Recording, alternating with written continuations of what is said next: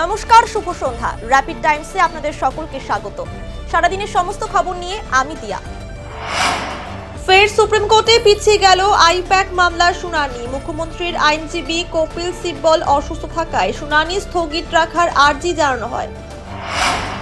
কয়লা পাচার মামলায় ইডির জালে দুই ব্যবসায়ী চিন্ময় মণ্ডল এবং কিরণ খা কয়লা মাফিয়া বলে পরিচিত। 1 এপ্রিল থেকে শুরু হবে যুব সাথী প্রকল্প, জানালেন মুখ্যমন্ত্রী মমতা বন্দ্যোপাধ্যায়। ত্রিকোণ প্রেমের সম্পর্কের জেরে 15 বছর বয়সী দশম শ্রেণীর এক ছাত্রকে খুনের অভিযোগ। 3 দিন ধরে নিখোঁজ থাকার পর শুকনার জঙ্গল থেকে ছাত্রের মৃতদেহ উদ্ধার করল পুলিশ।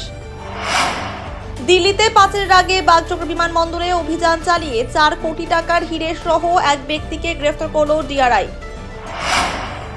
নাগরিক পরিষেবাকে গতিশীল করতে একাধিক পরিষেবার সূচনা করল শিলিগুড়ি পৌর নিগম। সবুজ পতাকা দেখিয়ে বায়ো টয়লেট গাড়ি, রিকভারি ভ্যান, হাইড্রোলিক ল্যাডার এবং 2টি অ্যাম্বুলেন্সের উদ্বোধন করলেন মেয়র গৌতম দেব।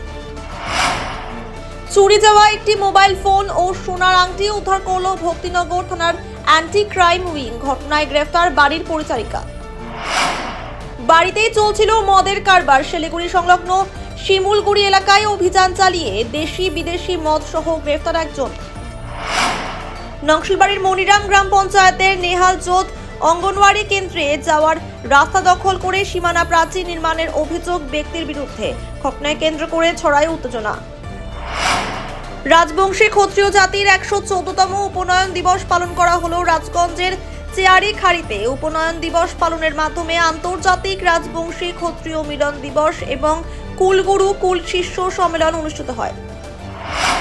সারাদিনের সমস্ত খবরের আপডেট পেতে নজর রাখুন শিলিগুড়ি টাইমসে। শিলিগুড়ি টাইমসের খবর আপনারা পেয়ে যাবেন শিলিগুড়ি টাইমসের ইউটিউব, এক্স হ্যান্ডেল, থ্রেড এবং ইনস্টাগ্রাম পেজেও। সঙ্গে থাকুন, দেখতে থাকুন শিলিগুড়ি টাইমস।